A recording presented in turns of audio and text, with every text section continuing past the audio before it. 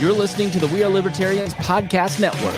Find all of our shows at wearelibertarians.com. Welcome to the Chris Spangle Show, where today we are talking about the crash in East Palestine, Ohio, where Norfolk and Southern's train crashed. Long and the short of it, a 149-car Norfolk and Southern train that was almost 2 miles long and weighed 18,000 tons derailed in East Palestine, Ohio, dumping about 50 cars on the ground, and 5 were tank cars containing dangerous vinyl chloride, which vaporizes into phosgene, which, by the way, is the same gas that killed over 75,000 soldiers in the First World War. 11 total cars, I believe was the number, had dangerous chemicals, but 5 became the issue. And joining me to talk about that is, I'm Chris Spangle. Brian Wohlgemuth of Enemy of My Enemy is here. Brian, did I say your foreign last name right? Yeah, close enough. We've only been here for about 150 years, so I don't know if it qualifies as foreign anymore. But it sounds foreign to me. That's what Harry and Loki Wall described you as. He said you had a foreign last name. He calls him Brian ethnic last name. I guess that explains why I'm on the list. Anyhow, Vaughn Spargur is from Ohio, and he has a way more foreign name, and he looks like a Prussian. I was going to say, Swiss where German. were you? Swiss German. Okay, that explains. Oh, but that was pre-Civil War when they came over. So Vaughn is the pastor of disaster, and he is also from Ohio. Not near this, right? Like, how close are you to the derailment, Vaughn? about 1.5 miles northeast or northwest. So it's right on the border of East Palestine is on the border of Pennsylvania near Youngstown. And so thankfully for me, I'm upwind and even more importantly, I'm upriver. I did not realize how close you were. I thought you were like near Cleveland. So you're very close to it. I'm about 30 miles east of Cleveland along Lake Erie. Okay, but how close are you to the East Palestine crash? About an hour and a half drive. Okay, all right. So what's the coverage like there in Ohio from February 2nd? It's now February 20th when we recorded this. To be honest, what's it been like I knew about it. To be honest, I knew about it pretty quick, but that's also because I follow the Ohio subreddit, and it's been all over the Ohio subreddit for weeks now. For the first couple of weeks, it was, of course, why is nobody covering this? No one's talking about this. It got so bad that the Ohio subreddit mods had to create a sticky thread and said, everyone who wants to talk about the derailment, go talk there. We don't need 100 topics a day about this, because it was getting overwhelming. Yeah, let's talk about the coverage first. It definitely did not get its due. It happened around the Super Bowl. Everybody's talking about that and the spy balloon. But 2 weeks later, I was listening to this podcast by a lady named Trish Wood, and she's not like a COVID denier person, but she's definitely on that spectrum and willing to talk to people who are on that spectrum and interview them, and has covered a journalist, that alt journalist. And she had on the guy, I don't know if you guys remember early on, the guy saying we nuked a town for the railroad. He's the Youngstown emergency response guy. She had him on. And she made an interesting point that half the stuff that they talked about was wrong. And really, this is Chernobyl level stuff. This is Love Canal all over. And our goal here basically is to figure out what's going on. The tenor of the Chris Spangle Show is that we're not trying to scare you. We're trying to figure out what's going on and figure out who's getting hurt and how to stop that. And so we're not trying to make you afraid of anything, or this rolls into some global conspiracy and look at all the trains. What are they doing to poison the earth? All that stuff. Look, I'm open to all that, but I'm just saying that's not the goal of our show. But she made a really interesting point that she's like, I can't believe that I'm on the same side as the Jacobin. I just can't believe I'm on the same side as Mother Jones. Their coverage has been amazing. The Jacobin and Mother Jones being like far left progressive. They wouldn't even call themselves Democrats. They're like the ANCAPs. No. Like on the other side of, they hate Nancy Pelosi as much as, and then Tucker Carlson and Josh Hawley and JD Vance and the New Right. They're all on this fence, but then the centrist media, the centrist Democrats and Republicans, they're not talking about this as much. I went to look and see if the Daily of the New York Times had done a show on this. They had not, which is why I opted for Trish Wood. I've seen a few articles coming out of the New York Times and places like that recently, but that's been within the past few days. Yeah, like I would say the last week. So we're, days out? Yeah. I guess my point, to summarize, is the way that the people who would be called misinformationists or people who would be called conspiracy theorists drive now conversation. Like, they're, as much as people wring their hands about this stuff, I want to know your guys' opinion on this.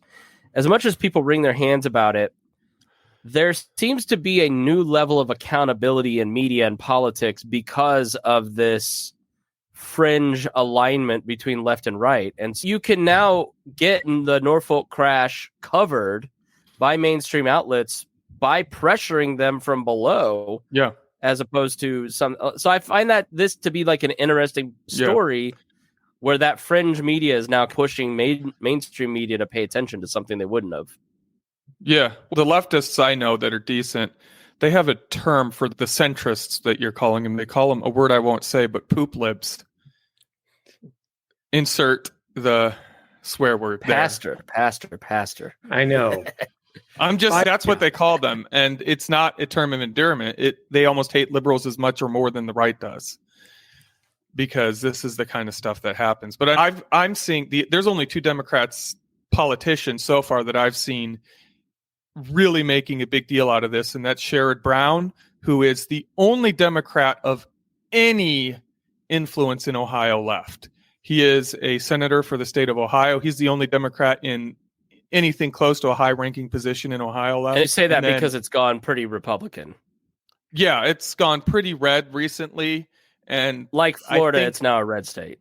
Yeah, and the reaction we're seeing to this is exactly why Ohio has gone red. Because Trump activated the populist wing of the Republican Party. And he's reaching out to the working class. That populist wing is speaking to the working class. It's speaking to the blue collar. And it's telling them, hey, you're right. Something's wrong. Where the liberals and the older style Republicans have just been saying, oh, everything's perfect. The economy is great. Yeah, it's great if you're rich. But there's people it's not great for. And I sound like a leftist, and I'm not even trying to. But it's just the fact that Trump was willing to admit that they're right made them listen to him, even though his what do you call him? His solutions are insane and don't work. Yeah, you made the point that if this had happened in Philadelphia, we would have never stopped seeing coverage. No. And I don't know that Justin Robert Young, a podcaster I listen to on politics, he said the problem is that Democrats are so wedded to message discipline, that they won't talk about anything that doesn't help them politically. They gave up on Ohio 4 years ago. Something that happens in rural Ohio, that's not worth talking about. And that's why Buttigieg is going around talking about Chinese spy balloons, but he's not talking about something that's actually under his purvey as the Secretary of Transportation, which is a train derailment. Yeah, so this is so I read this on Instapaper, so I didn't see who wrote it, but it's on Newsweek called "Why Elites Don't Give a Damn About Ohio," and I could have sworn that this was like from an alt-right type new right person, a Tucker Carlson, and then I looked up the Outlaws radio show and Darvio Moro and the FCB radio network. I was like, okay, all right, well, there is like this new alignment that is a lot different now. That Brian, weigh in here. Yeah, it's taking advantage of government inaction, which it was a bad derailment. And there's been people flaring the flames on either side of this. You see the posts come in about somebody goes out and says, look, I put a stick in the creek in the town, and all this grease comes up, and you're going, yeah, you do that in almost any creek. You go and do that. There's bacteria down there. There's things that eat. There are greases that come up. It isn't from the chemical spill. But then you get to like people who said like they literally nuked Ohio with a nuclear bomb. I'm just off in Ohio, and they show the mushroom cloud heavily photoshopped and stuff like that. There's legit reasons to be worried about this. Everything that you said at the beginning about phosgene, about vinyl chloride getting in, all this getting into the water. Yes, these are legitimate concerns. But the reality is you got to balance it against what's really happening. Is it being cleaned up? All right, is the water safe to drink? Yeah. And who's going to trust the EPA? Yeah, conservatives never trust the EPA. And conservatives are starting to find out that the real problem with the EPA isn't that they're trying to eco-terrorize everyone. The real problem is the EPA was put into place so that businesses could know how much they could pollute without getting in trouble. It's pretty close. Yeah. They built up a regulatory framework that said, if you're in this framework, you're okay, because we approved it. Yeah. We have obviously comments about that with regards to DuPont and their poisoning of putting out a fertilizer that accidentally killed a bunch of trees in the process. I can walk to a Superfund site from where I'm sitting right now. Yep. A Superfund site. Yep. It is a piece of land that is so polluted that even digging a few inches into the ground is dangerous. Yep. There was some chemical plants here during the war, and it is so dangerous. They're afraid to do anything to it now, to even try to clean it up anymore, because it's literally bordering Lake Erie. And if they were to try to clean it up, they could literally release it into Lake Erie. Yep.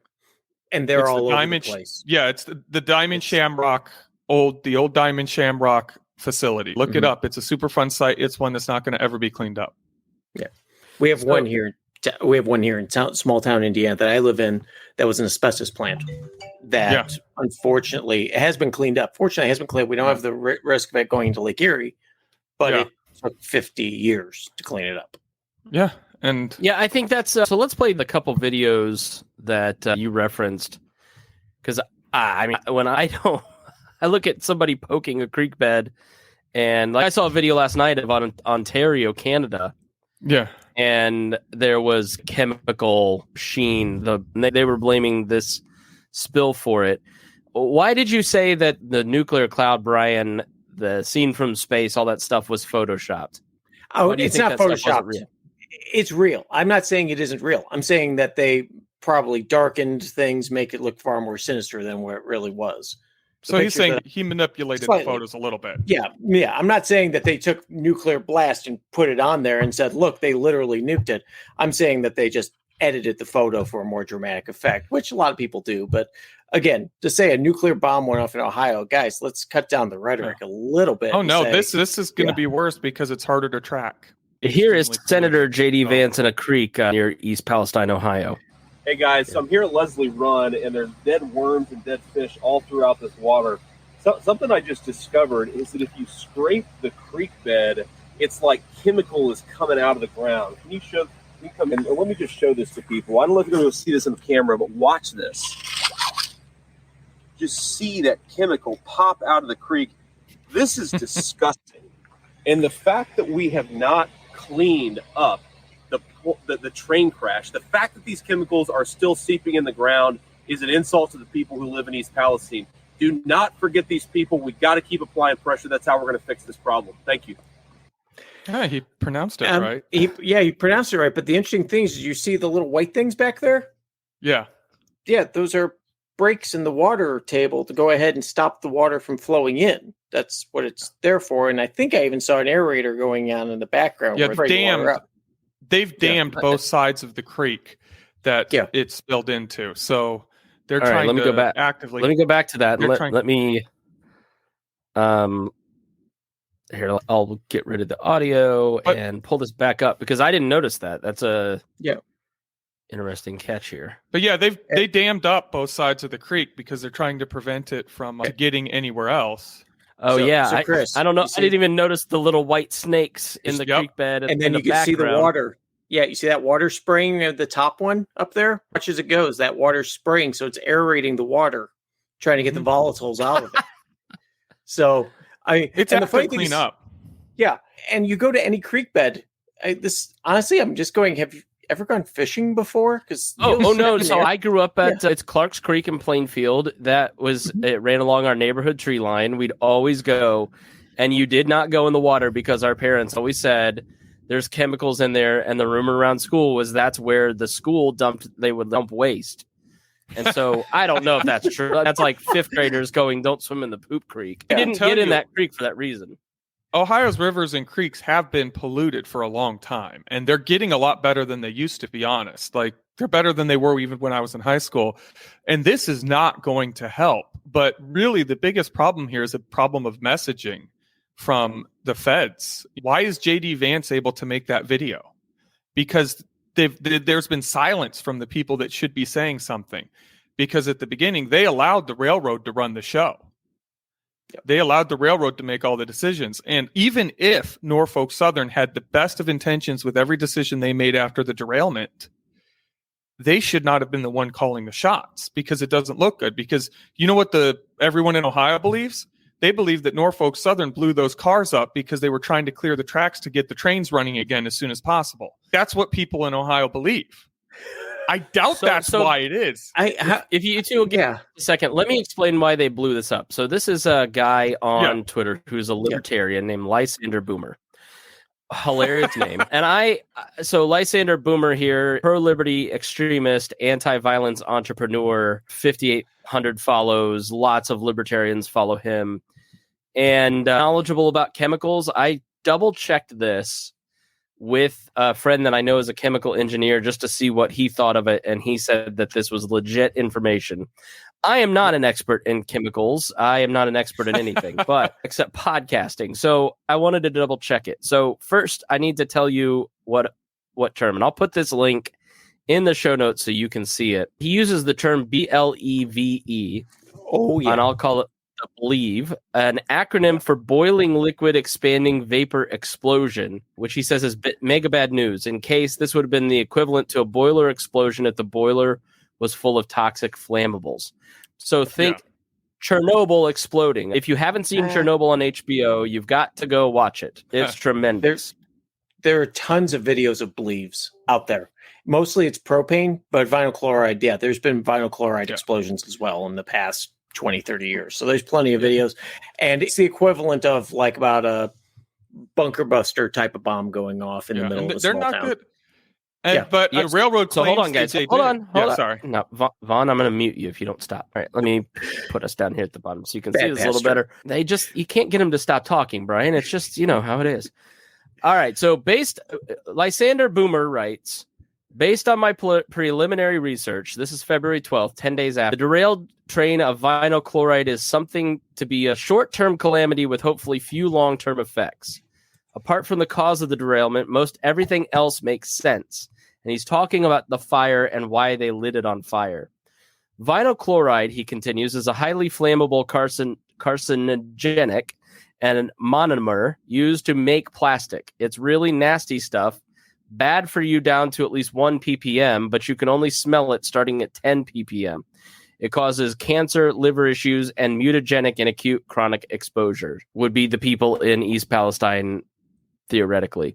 The hazmat information I found earlier today indicates that the evacuation of the 1 mile is standard. So they evacuated the town around 1 mile shortly after this.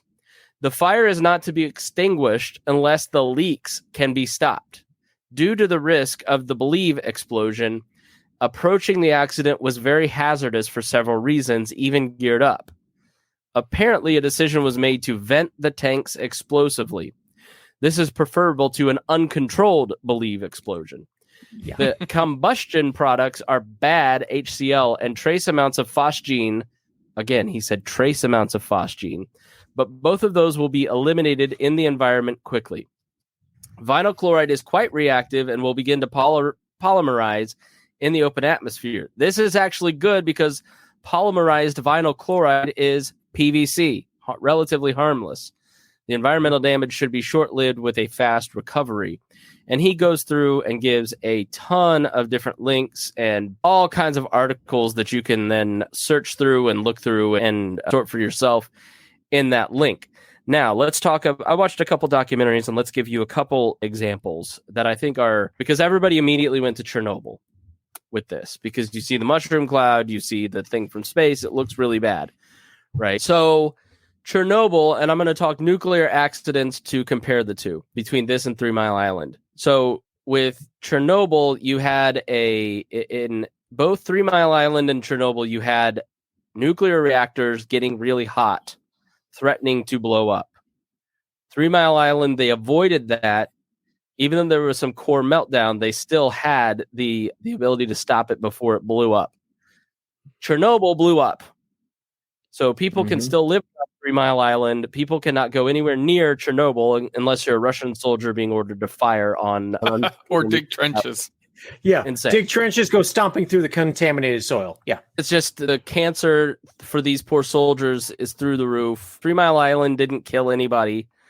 And there were some later cancer deaths related with it from people who were in the plant.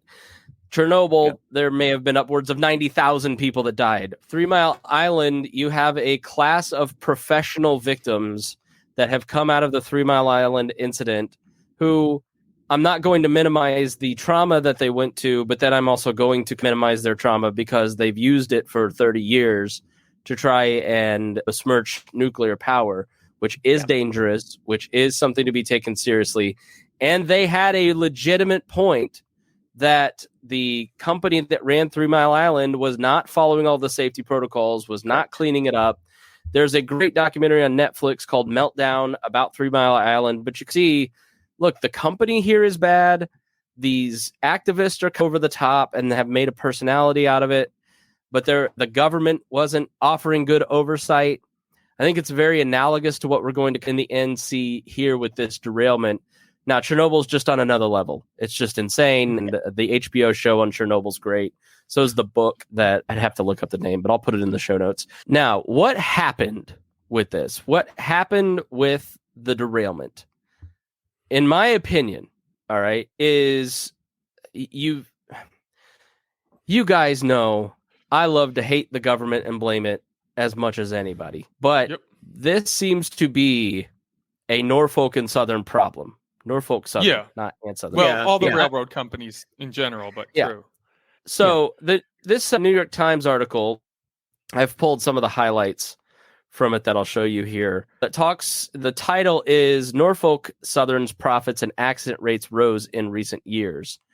Yep. So Norfolk Southern controls about 140,000 miles of track. Now, here in Indianapolis, if you drive around Indianapolis, you'll notice that the roads are always under construction and pretty good. But then if you drive around where I go to the gym, the Ursay Y, you'll notice the saddest looking structure you've ever seen in your entire life that railroads drive on. And I asked someone one day that I was driving with, I was like, look at the failing infrastructure. Why doesn't the government fix that? They said, well, that's the railroad's responsibility to fix, and they are in charge of fixing the infrastructure, and they don't. Now, Norfolk and Southern earned more than $3 billion last year and invested close to $2 billion in its railways and operations, up 1/3 from 2021. So let's give them that point. But the New York Times, being the New York Times and anti-capitalist in general, writes, but over the past 5 years, it paid shareholders nearly $18 billion through stock buybacks and dividends, twice as much as the amount it invested in railways and operations. So these railroads have fought all kinds of basic safety regulations, modern braking systems, stronger tank cars, even information about what's on the trains passing through communities. This is according to a managing attorney from Earth Justice, an environmental group. And they say it costs too much. So she's very mad about all of the payroll stuff that has been paid out. So they're not putting enough back in to fix the railroads, which is their responsibility. They're also doing something so some of the questions, for instance, that are raised by this wreck, did Norfolk and Southern have enough heat detectors on the railway line, and were those sensors working properly? There is some viral video showing that there was a fire like miles before on it was one of 20 the, miles. 20 miles away. You. And it was one of the ball bearings on one of the trains on the axle was on fire. It should have been caught. Part of the problem with this is that the company has, and this goes back to the railway strike that just happened and basic safety issues. So this train had one conductor, one other employee, and one trainee on it. And it was 149 cars long. Because at 150, it's classified as a very long train, which means there's more checks that need to be made.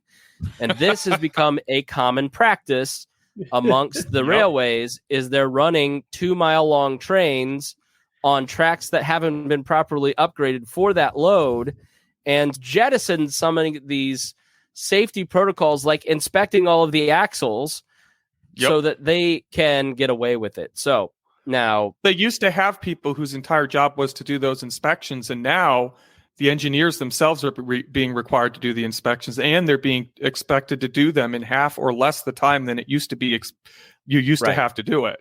So they're just, and that's a lot of what that strike was about. All the news was like, oh, they just want more sick days. No, they were seriously concerned about safety, and this was one of the main issues, but they didn't talk about that because that didn't fit the narrative at the time.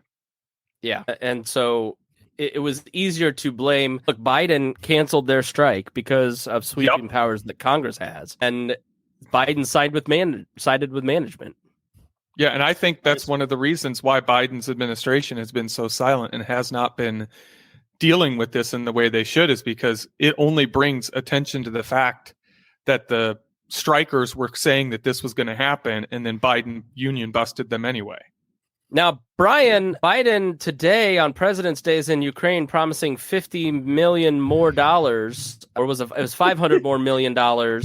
Yeah, we've given them $54 billion, in the last year. Joe Biden has not visited East Palestine. Trump has. Now, do you did think Trump visit yet, or is he going to? He's going to, I think, actually. Yeah. But Brian, do you think that East Palestine should self-identify as the Ukraine from here on out, and maybe they'll get a visit and aid? They could, but I think probably the bigger worry for Joe Biden, he hears that it's East Palestine, he's worried he's going to piss off the Israelis. So that might be the first thing that might tick him off. But the question is, Buttigieg and things like that, there should be, the thing is, I'm not a fan of fly someone in who's really important and going to do a press conference and maybe have him shovel a sandbag or something and get back on the plane and fly home. No, just get the smart people out there to know what to do. And the thing is this, we have this with the airline industry. We have this with the rail industry. We have this with the trucking industry. When there's a hazmat spill, there's groups they have to go in and take a look at. Was the federal involvement enough? No, not looking at it at this point. But his tweet came 12 days after the accident. Right. It was that was like his the first time he acknowledged it. Yeah. Oh, yeah. Yeah, that's not surprising because honestly, he's more worried about balloons and his own numbers and things like that. And honestly, again, just this gets back to what we talked about right at the beginning. If this happens on the east half of Pennsylvania and not the western half of Pennsylvania or on the Ohio border, this is a totally different news cycle. This all of a sudden becomes lead story, gonna possibly historic rivers that are being possibly contaminated. And the problem is that all that fear porn that goes on with that we're seeing normally done in the media is now being done by the alt media, by the Mother Jones, like you talk about, things like that. When people put up pictures of, here's all the water tables that could be affected, and you're going, if you even did that, even if you evenly spread it out, there's no way you could even get detectable amounts of vinyl chloride, let alone some of those water tables were upstream. Yeah, exactly. That's the other part. You really have to be upstream. Yeah, you have to be really vigilant because I saw a guy getting pummeled on a meme page for pointing out that here's all the rivers that are going to be affected all the way to Minnesota. And the rivers don't flow that way. So how's that going to work? It's Ohio River into the Mississippi and then south. That's what you got to worry about. Now, Cincinnati, for instance, has shut off its inflow from the Ohio River out of precaution. I saw our friend John Odermatt, who lives in. Hold on, John Odermatt, our friend from Lions of Liberty, is buying bottled water. He lives near Pittsburgh. I think that's a wise decision. I think there's a period of time while the environment kind of cleans itself. You should be really careful about what you're doing. I think saying that every water table in an 8-state radius, when you don't really know, just seems unwise to me to like reshare that stuff if you're not really sure. Like it sounds right. It feels right. Yeah. I've told you I'm an hour and a half away, and I'm not really that worried about the water where I am because I'm upstream. I'm upriver, as it were. My water's going to them. If anything, their water's not coming to me. Yeah. I think if you're in East Palestine or like in that 5-mile radius of this, you should be really concerned. But the funny thing is this, is that the things that the government should be doing, and I went and looked for this before we did the podcast, was, all right, what are the water tests coming out back with? are they coming back with any elevate? Because you have a history of testing that goes back years. So you should be able to go back through and say, all right, we know what our average rate is, because every bit of water has a little bit of some contaminant, natural or man-made. So you know what your averages are. Have any of them gone up at all?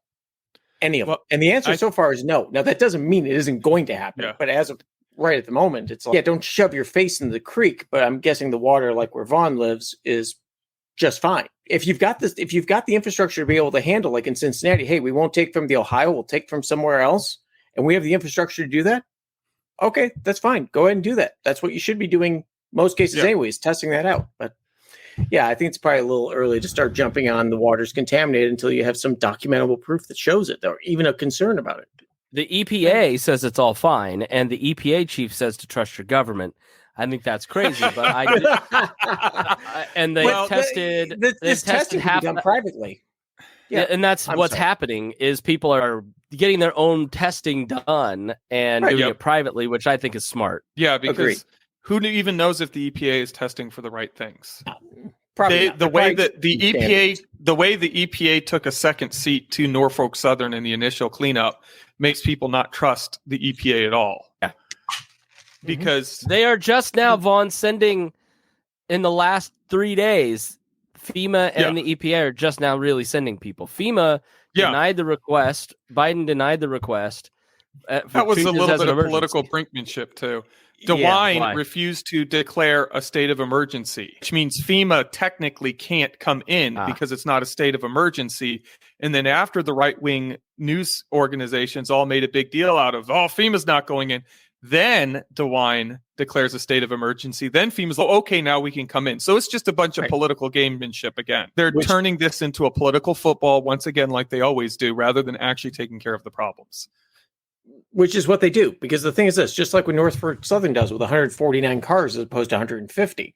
They're waiting for it. Okay, we have to cross this line, and then we can do something. And the reality is that line should be probably a little more fuzzy. And of course, and those hazardous cars were on the end of the train. It would not have been as dangerous if they were on the front of the train. But they put them on the end of the train because that was easier for them at that time at that switch yard. Because putting them on the front of the train is a lot more work. Putting them on the end, easy. But the cars on the end, they're much harder to control than the cars at the front. If they were on the front, the engineers or the conductors would have probably noticed something going on far before it did. Which is what it gets to, getting back to all the stuff we talked about with 3 Mile Island, things like that. The problem with 3 Mile Island was bad information. Yeah. We didn't know what was going on inside the reactor at a certain time. So we did things that we thought were right, but were catastrophically wrong.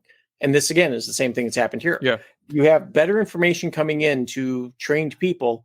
Generally, you're going to have better outcomes. Maybe they catch the ball bearing issue on that train car, slow things down, call the fire department, put it out. It's a non-story because we do have 10,000 derailments a year. Yeah, we do. Vast majority are the equivalent of a fender bender. Pops off the track because the track came loose because something happened. Yeah, and of course now I'm getting inundated with stories about train derailments. Oh, another train derailed in Ohio, a train derailed in Michigan, a train derailed in Chicago, and they're all minor train derailments, which is okay. But it's those seen minor as they're train doing derailments, it, the minor trail derailments are an indication that something's going wrong. And that should have been the warning, possibly, that they need to be paying attention more. I'll tell you what's going wrong. Klaus Schwab keeps going out there with his buddy George Soros and derailing the train. He goes out. Does he go out in the Darth Vader uniform, Darth Vader Jr. uniform that he wears, and goes out there and pops it? I'm making a joke, but it's like when you buy a Toyota and you start seeing a Toyota everywhere. Like that's what happens with this kind of stuff, where you start. The left does it with mass shootings. And the reason trains are so derailed is because of exactly what we just talked about. Norfolk and Southern is not taking care of the railways. There's not actual. It's just another example in my mind of how I said it all through COVID. If you are relying on regulators to keep you safe, if you're relying on the government to give you accurate information, if you're relying on them to give you more than $1,200 to save your financial situation, you're a fool. How many of these examples do we need of the government failing to have proper oversight, to come in and actually manage the scene, to actually keep people at the scene safe before you realize they can't do it. They don't have the capacity to do it. And so you should stop trusting that the government, you should stop trusting that the government can actually keep you safe because they don't have the ability to do it. Because of regulatory capture. Norfolk's been spending the past 25 years lobbying hugely to reduce the safety requirements that they have on those trains. And both parties. And this is the thing that DeWine's making a big stink out of this thing. Did you know that train was not labeled as it was labeled as it had no hazardous materials on it? Oops. Really? Because that's a big one. Really. That's a big one. Because there weren't enough cars on there with hazardous material to meet the requirements to have to tell communities that there has hazardous material on it. But if they told I keep hearing this. If they had told the communities, who in the community would have been prepared or been able to do it? If they did, if it was classified as having hazardous materials, there was a level they would have had to do more to keep the train safe. So that would have bumped it up, just like the 150 car thing would bump up the safety requirements. If it's labeled as carrying hazardous materials, that would have also bumped up the safety requirements. But by keeping the number of hazardous materials below the reportable amount, they don't have to do that. They don't have to meet that higher safety requirement. Right. And so it's just another example of the government regulator really being there to cover more for the industry than to actually regulate safety. So they're telling, they set as long as you don't do more than this, you're fine. As long as you don't have more than this amount of hazardous material on the train, you don't have to mark it as hazardous. Where common sense would say, common sense is if you have hazardous material on the train at all, that whole train is hazardous. But government regulations don't say that. But then we get into California where everything is a hazardous material. Then everything has a Prop 65 warning. Exactly. It has a Prop 65 warning, but the reality is also there is a point where we have to sit there and say, and this comes from a libertarian, at least my thought process, the private actor should have the responsibility to care for what is transporting through. It's like with diesel fuel is technically a hazardous chemical. You end up burying things in government red tape and regulation and going through towns and saying that this town all of a sudden bans transport of this chemical through here during these hours. And it becomes a logistical nightmare. I'm definitely not. You got to be able to say, okay, there's got to be a fine line here where, we're skirting the regulation. We haven't crossed the line, but we know that if we run 149 cars, 8 of them can carry hazardous materials, and we're not doing all the other work we should be on the back end. Then they're legal, but then again, that's what the government do get back to. That's my point. Is the government isn't about keeping us safe. It is used to give these companies away. The companies use it to give them a safety net, as it were. Because what would happen if there was a totally free market and they were hauling this super hazardous stuff through, or they were polluting, and there was no government agency said, "Oh, you can do up to this amount and you're fine." We'd have more private causes of action, but we don't because of the government. They get to use them as an out. Well, they didn't regulate us right. Yep. Let's go back to, I want to point out one more misnomer before we wrap up. This Trump regulation that supposedly this is all Trump's fault. It's not. So back to that Norfolk and Southern profit. I keep saying Norfolk and Southern because of a Bob and Tom bit called Norfolk and Waypal. Oh, yeah. We can get, I shipped that elephant 2 weeks ago. So the article says, since the February 3rd derailment in Ohio, some lawmakers and activists have pointed out a 2015 safety regulation adopted by the Obama administration as an example of the changes that they say are needed to make railroads safer. That rule required electronically controlled pneumatic or ECP brakes that would simultaneously slow down an entire train rather than in individual cars. The rule applied to certain high-hazard flammable trains carrying at least 20 consecutive cars filled with liquids like crude oil, which this 2-mile train would not have met. Yep. They would do what they're doing, which is they would have 19 and not hit 20. The rule was put in place in hopes of moving away from air brakes or trains carrying crude oil to make them safer after accidents and explosions involving those trains increased because of a boom in shale drilling across the country. But after lobbying by the railroad industry, the Trump administration repealed the rule in 2018. According to Jennifer Homendy, who heads the National Transportation Safety Board, She said it would not have applied to this train. I can tell you right now, because I'm very familiar with that rule, that the rule would have no impact on this train.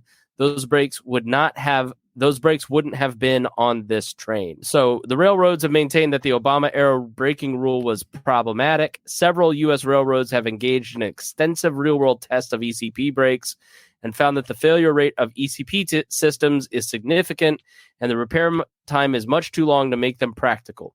So the rule that the regulators passed doesn't work. It never did, and that's why it got repealed. But this guy like this Sal Siciano, I think his name is Sil Caggiano, who was on Trish Wood is Critical, who was the guy, and I shared it because I was like, man, what a great soundbite. They nuked a town for a railroad. I amplified him. But this is the kind of guy that says this stuff, that he now is a little micro celebrity peddling fear. And I think there's legitimate things to be concerned and worried about in this story. I'm not saying there isn't, but to say that this is a nuclear Chernobyl level thing is not accurate according now. What with things like the Love Canal, the reason you get the Love Canal where people are no longer allowed to live in the Love Canal area until they change the rules, let them move back in, they all get cancer, and then they have to leave again, is that chemical plants continuously for many decades knowingly pump chemicals into these streams. A cloud of steam with phosgene that is widely dispersed is not as dangerous and not the same thing as the Love Canal and that level of disaster. So beware of people who are peddling that kind of thing, because their incentive structure to do that is exactly what Trish Wood did. She said, this is like the Love Canal. Please join my Patreon to get more of this kind of information out. And now we're going to interview Sil, who's going to scare the shit out of you with a bunch of misinformation about how this is Trump's fault. So you've got to keep your head on a swivel, folks. Yeah, nature abhors a vacuum.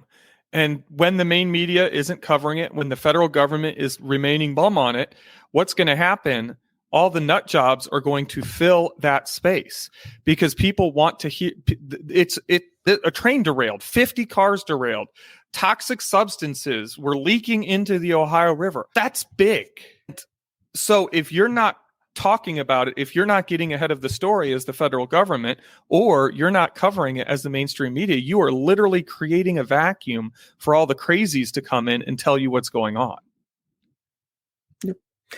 All right, final thoughts. Go ahead, Brian. The funny thing is that I see everybody freaking out about this, and it's a good thing to freak out about. Please don't take me wrong in this. But the idea that this is a unique thing, especially here in the heartland, the Midwest, is a misnomer. About 3 years ago, United Technologies, which is now part of Raytheon and doesn't exist technically anymore, was purposely dumping hazardous chemicals into the drain systems here in a town just about 8 miles from my house called Andrews, Indiana. And town, in order to deal with that, put in an aeration system that was supposed to take the volatiles out of it so that it was safer to process and safer to work, except when the aerator doesn't work. And then it promptly dumps the chemicals into the water table, which is exactly what happened. People started complaining about a funny smell in their water. They go to find out that there's massive amounts, 10 times the legal limit for all of these chemicals in this. And, oh, by the way, the lawsuit, this was 3 years ago. They're now finally getting around to figuring out solutions for this. Now, the water is back to a safe level. The chemicals dispersed away from the wells. They were able to turn off some of the wells. But 3 years later, this is still in the courts. 3 years later, the government's still going, we're going to do something, but we got to make sure we're fair to everybody. And that's a story as of about 12 days ago, because they don't want one town to pay more, one town to pay less, and they want to just make everything okay in between. For the last 3 years, those chemicals are still in there. The lawsuit's still going on, and nothing's been done. Your government, hard at work for you. No. And this is what we're going to see with this. It's going to take 3-5 years for it to go through the lawsuits, go through everything else, and nothing will change. Yeah. Nothing. The Camp Lejeune people are already on the ground. This is really important. If you live in East Palestine or surrounding areas, do not sign anything from Norfolk and Southern. Yep. Do not sign away your rights to sue them. Do not sign any paperwork. They're giving everybody $5, and in exchange for that $5 or $5,000, that was the galling thing, as they said they'd recomp everybody for their trouble, and Norfolk send everybody a $5 check. No, that was the amount of money they were giving the city. Yeah, that was So the city. that was separate from what they were giving the individuals. And that was okay. the structural limit. That was the structural limit, I believe, that Norfolk Southern had from the Feds. Passed by the Congress?